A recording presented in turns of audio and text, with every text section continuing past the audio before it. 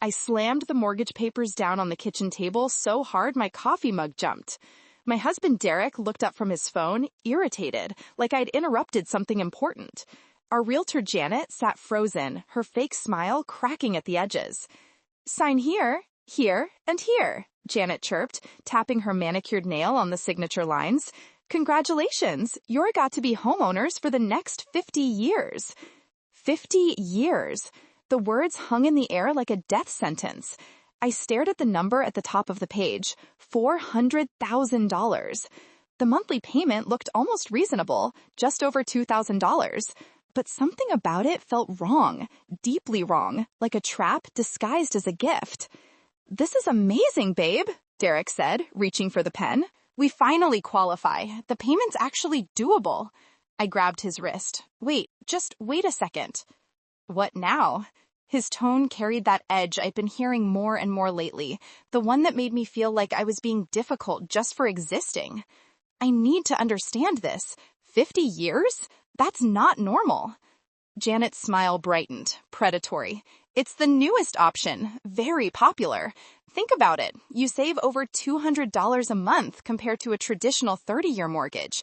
That's money you can put toward furniture, renovations, building your life together." My hands trembled as I flipped through the pages. Numbers swam before my eyes. Interest rates, amortization schedules, terms and conditions in font so small it might as well have been invisible. Derek's parents had offered to co-sign, which meant they'd be watching our every financial move. My mother had actually cried when I told her we were looking at houses, said she never thought I'd make it this far after dropping out of college to work full-time. Everyone was so proud. Everyone was so excited. And here I was, the only person in the room who felt like she was drowning. "Can I see the comparison?" I asked. "What would a 30-year mortgage look like for the same house?" Janet's smile flickered. "Well, that's not really relevant since you've been pre-approved for the 50-year option specifically. The 30-year payment would be higher, which is why this is such a good solution for young couples like yourselves." "How much higher?" "Sweetheart," Derek said, squeezing my shoulder in that way that was supposed to be affectionate but felt like pressure.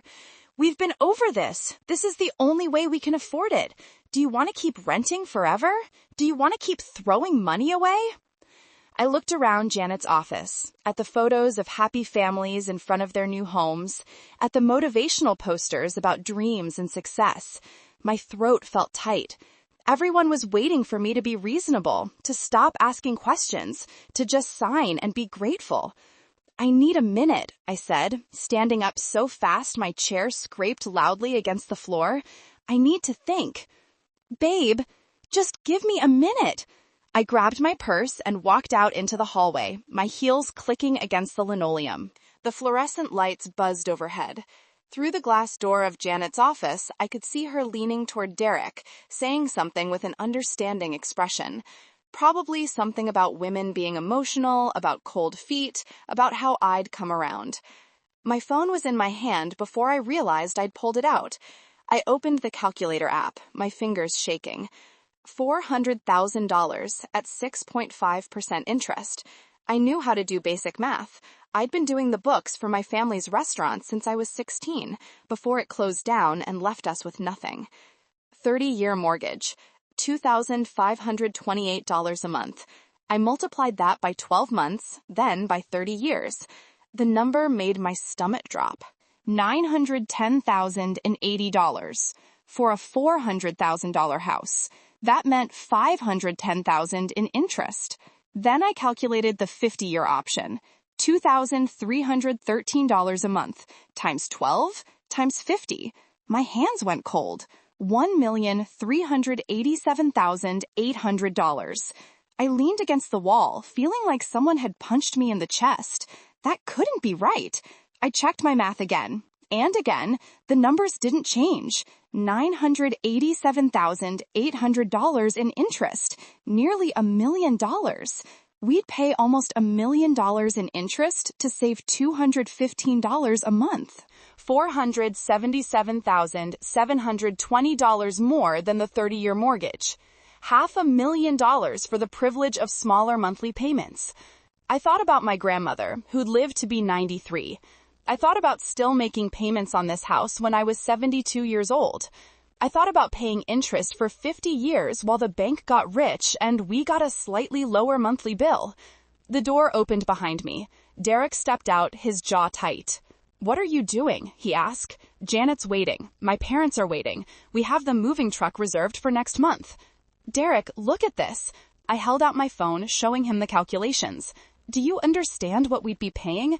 Do you see this?" He barely glanced at it. "I see that we'd have a house. I see that we'd stop living in that cramped apartment where the neighbors scream at each other every night. I see that we'd have something that's ours." "It wouldn't be ours. It would be the bank's for 50 years. That's how mortgages work." "Not like this. This is different. I struggled to find the words. This is a trap. They're making it look affordable by spreading it out so long that we'll pay double, more than double." His face hardened. "My parents already signed the cosigner papers. Everyone knows we're buying this house. What am I supposed to tell them? That my wife did some math in the hallway and decided she knows better than the professionals? I'm not saying I know better. I'm saying the math is right there. We can't ignore it. You know what I think?" Derek stepped closer, his voice dropping to that dangerous quiet. "I think you're scared. I think you're looking for an excuse to keep us stuck because you're afraid of commitment, afraid of actually building something." The accusation hit like a slap. That's not fair. Isn't it? We've been together 6 years. 6 years of you finding reasons why we can't move forward. First, it was finishing your degree, except you never went back. Then it was saving more. Money, except you keep sending money to your brother. Now it's this. There's always something. My eyes burned. I send money to my brother because he's raising his kids alone after his wife left. That's called being a decent person. It's called being a doormat. And now you're going to be a doormat about this too? About our future? Because you can't handle a simple financial decision that millions of people make every day. Millions of people aren't signing up for 50-year mortgages. This is new. This is them finding a new way to what? To help people like us actually afford a home? God forbid. Janet appeared in the doorway, concern painted across her face like makeup. "Is everything okay? Can I help clarify anything?" I looked at her, then at Derek, then back at my phone with its damning numbers. Everything in me screamed that this was wrong, but everyone else seemed to think I was the problem. "Give me the 30-year numbers," I said. "The actual payment amounts, the total cost, everything. I want to see it in writing." Janet's expression shifted, just for a second. Something cold flickered behind her eyes. "As I mentioned, you weren't approved for the 30-year option. Your debt-to-income ratio..." "Just show me the numbers. I'm not signing anything until I see a real comparison." "Babe, you're embarrassing us," Derek hissed. "I don't care." I met Janet's eyes. "Show me, or we're done here." The silence stretched out like a wire pulled taut. Janet's smile had vanished completely. When she spoke again, her voice was sharp, professional courtesy stripped away. "Fine, come back inside." We followed her back into the office. She pulled up something on her computer, typed aggressively, then printed out a single sheet. She slid it across the desk without a word. There it was, black and white. 30-year mortgage, total paid, $910,080.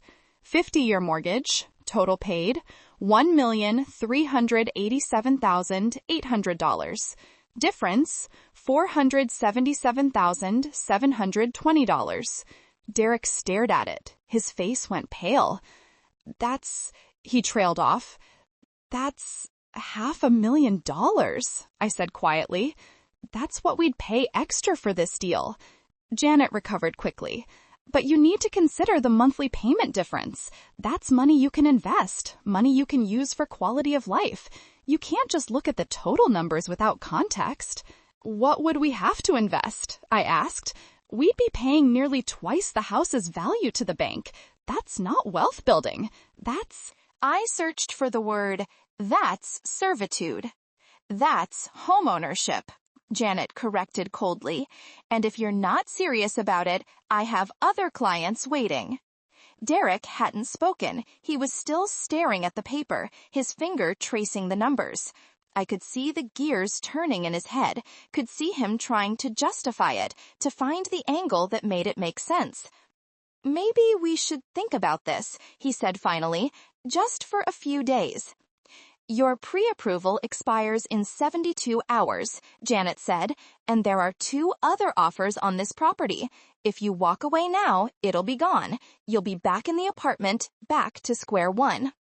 The pressure in the room was suffocating. I could feel Derek wavering, could feel him being pulled back toward the signing. His parents had already told everyone. The moving truck was reserved. Our landlord knew we weren't renewing the lease. Everything was in motion, and stopping it would mean admitting we'd made a mistake, would mean disappointing everyone, would mean staying stuck. But $500,000, $500,000 we'd never see again, money that would vanish into interest payments while we convinced ourselves we were building something. I stood up. We're leaving. What? Derek's voice cracked. We're leaving. We're not signing this. You can't be serious. I've never been more serious about anything in my life. I picked up my purse, my hand steady now despite everything. This is predatory. This is designed to look like help while actually bleeding us dry for 50 years. I won't do it. Janet's professionalism evaporated. You're making a huge mistake. Do you know how hard it is to qualify for anything right now? Do you know how lucky you are that we found a solution for you? A solution? You're not solving our problem. You're profiting from it. There's a difference. Babe, wait. Derek grabbed my arm. Just wait. Let's talk about this. I pulled free. We can talk in the car, but we're not signing. Not today. My parents. Your parents don't have to pay this mortgage. We do. For 50 years. I walked toward the door. Derek didn't follow immediately. I could hear Janet's voice, low and urgent, saying something about last chances and market conditions and regret. Part of me wondered if I was making the biggest mistake of my life. Part of me wondered if everyone was right and I was just sabotaging our future out of fear. But the numbers didn't lie. And my gut, which I'd ignored too many times before, was screaming that this was wrong. The parking lot was bright and hot. I stood next to our car, keys in hand, waiting. After what felt like forever, Derek emerged from the building. His face was red, angry, humiliated. You just blew up our lives, he said. You know that, right? I just saved us from 50 years of debt.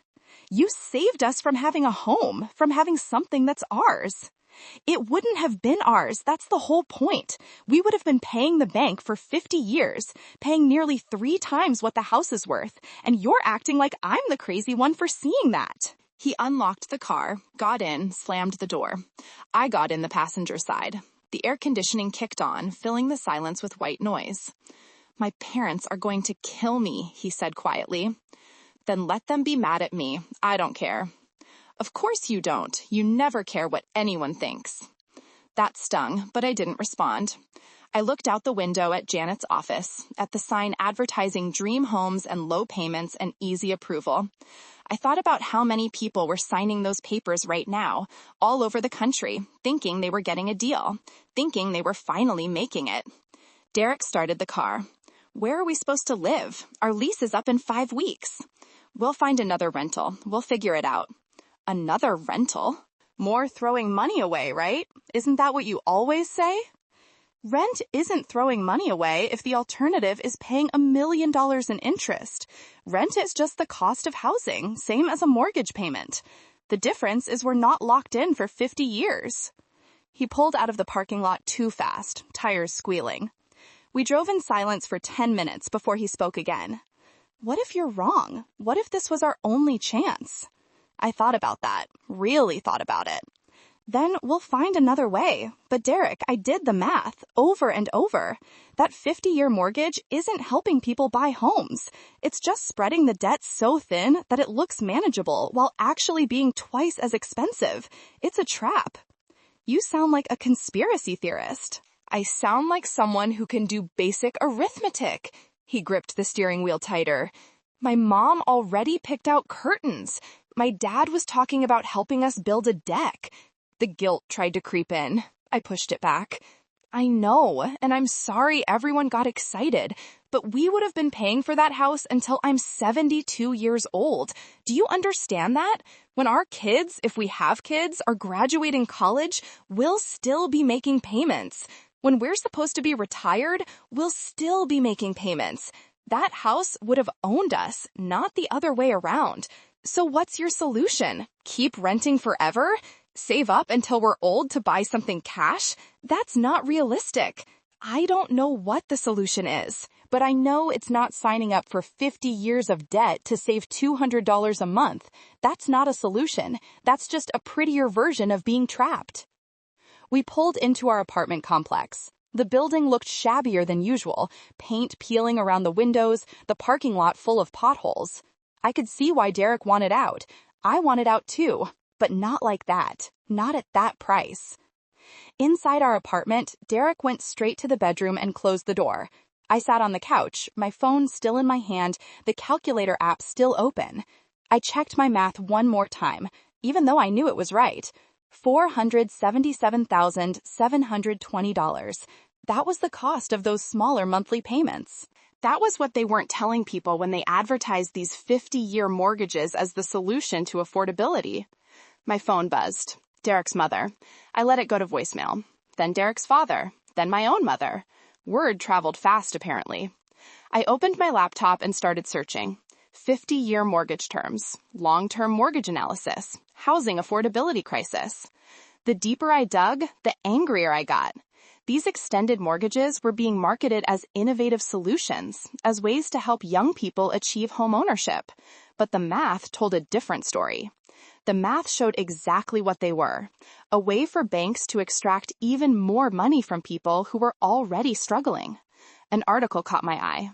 A financial advisor explaining how 50-year mortgages meant slower equity building, how you'd be underwater on the loan for decades, how any market downturn would trap you completely. Another article about how these loans pushed people into paying mortgages deep into retirement when they should be living on fixed incomes. Another about how the small monthly savings disappeared completely when you factored in the massive increase in total interest paid. It wasn't just about our situation anymore. This was bigger. This was a systemic problem disguised as help. Derek emerged from the bedroom an hour later. His eyes were red. I talked to my parents, he said. They want to know if you've lost your mind. What did you tell them? I told them you have concerns about the terms. I showed them your math. He paused.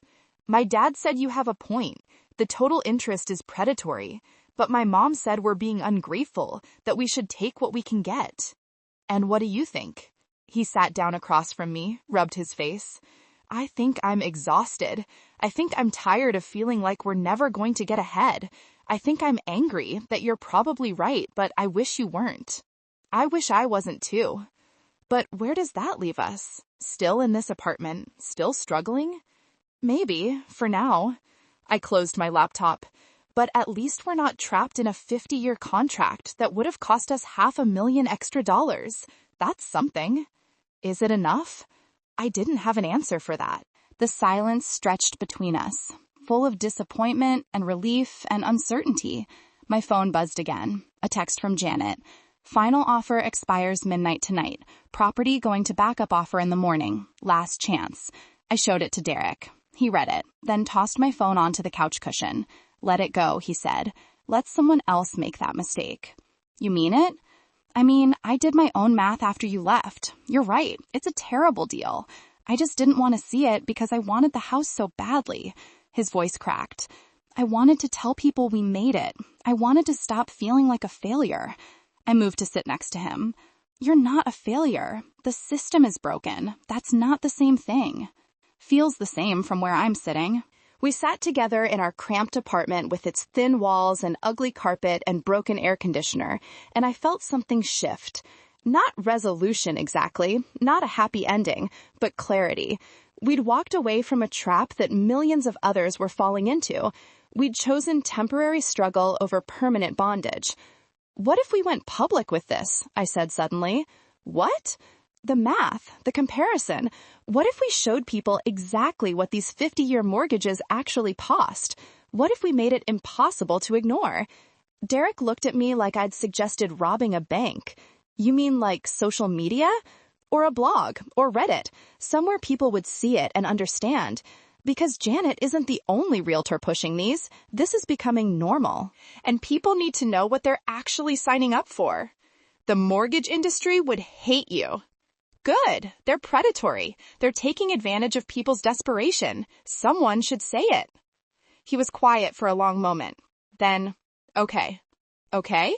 Let's do it. Let's write it up and put it out there. Because you're right. If we can see it, others should too.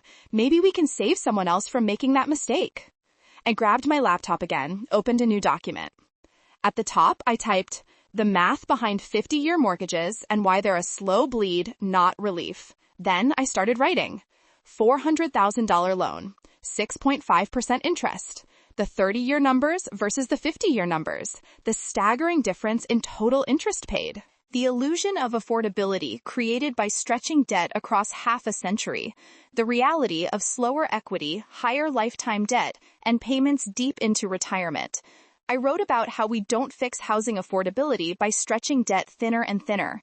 We fix it by building more homes, by rebalancing incentives, by stopping the financialization of basic human needs. I wrote about how this wasn't cheaper housing, just a longer leash. I wrote with all the anger and clarity that had been building since I first saw those papers on Janet's desk. Derek read over my shoulder. That's good. That's really good. You think people will care? I think people who are considering these mortgages will definitely care. And the ones who already signed them might be pissed, but maybe they'll refinance or something. Either way, the information needs to be out there. I posted it to Reddit first, on a finance subreddit and an anti-work forum. Then I shared it on social media. Then I sent it to a few housing advocacy groups I'd found during my research. For a few hours, nothing happened. We ordered pizza and tried to figure out our lease situation and avoided talking about the elephant in the room, which was that we'd just blown up our life plan and had no idea what came next. Then my phone started blowing up. Hundreds of upvotes, comments rolling in. People sharing their own mortgage horror stories. People doing the math themselves and realizing they were in terrible loans. People thanking me for laying it out so clearly. A few angry comments from people who said I was fear-mongering, but mostly overwhelming agreement. A housing journalist reached out asking if she could interview me. A financial podcast wanted to have me on. A local news station wanted to film a segment about predatory mortgage practices. Holy shit, Derek said, watching the notifications pile up. This is going viral. Apparently, people care about being ripped off for $500,000. Who knew? He laughed, really laughed, for the first time in weeks. My parents are going to think you're insane. Your parents can do the math themselves. The numbers don't lie. That night, lying in bed in our apartment we'd almost abandoned, I felt something I hadn't felt in years. Power. Not the kind that comes from money or status or owning property. The kind that comes from seeing clearly, speaking truth, and refusing to be crushed by systems designed to keep you down. The responses kept coming. People were sharing the post everywhere. Some were angry at themselves for already signing. Others were grateful they saw it before making that decision. A few mortgage brokers showed up in the comments to defend the 50-year option, but they got destroyed by people armed with calculators and righteous anger. You did something important today, Derek said in the darkness. You know that, right? We both did. You could have forced the issue. You could have signed anyway, but you didn't. Because you were right. And because I'm tired of being told that predatory is the same as normal just because everyone else is doing it. 3 weeks later, we found a smaller, cheaper apartment. It wasn't glamorous, but the rent was manageable, and we weren't locked into anything for 50 years. We had flexibility, we had freedom, and we had each other, which turned out to matter more than I'd realized during all those fights in Janet's office. The post kept spreading. News outlets picked it up. Housing advocates used it in their campaigns. Politicians started questioning the regulation, or lack thereof, around these extended mortgages. I'd struck a nerve, exposed something people knew in their gut but hadn't seen laid out in such stark terms. Janet left me a voicemail 3 weeks after we walked out. She didn't sound professional anymore. She sounded defeated. Apparently, several of her deals had fallen through because clients had seen my post and started asking questions she couldn't answer. She called me irresponsible, said I was hurting families who just wanted homes, said I didn't understand how real estate worked. I deleted the message without responding. She was wrong. I understood exactly how it worked. That was the problem. Sometimes Derek and I drive past the house we almost bought. Someone else is living there now. Someone who signed those papers, who committed to 50 years of payments. I hope they understood what they were getting into. I hope they'll be okay. But I don't regret walking away. Because here's what I learned that day in Janet's office. Affordability isn't about making monthly payments smaller by any means necessary. Real affordability means the total cost is reasonable. Real affordability means you're not sacrificing your entire financial future for the illusion of ownership. Real affordability means the math actually works in your favor, not just in the bank's. We're still figuring things out, still trying to build something that looks like security. But we're doing it with our eyes open now, with the math clear in front of us, refusing to accept predatory as normal just because it's common. And yeah, we're still renting, but we're not paying $1 million in interest for the privilege of barely building equity. We're not trapped for 50 years. We're not bleeding slowly while pretending everything is fine. The system is still broken. Housing is still unaffordable for too many people. But at least now, more people understand why. At least now, the conversation is changing. At least now, when lenders offer these extended mortgages as solutions, more people are asking the right questions. Let me know your thoughts in the comments below. Would you have walked away from that deal or taken the chance on homeownership despite the cost?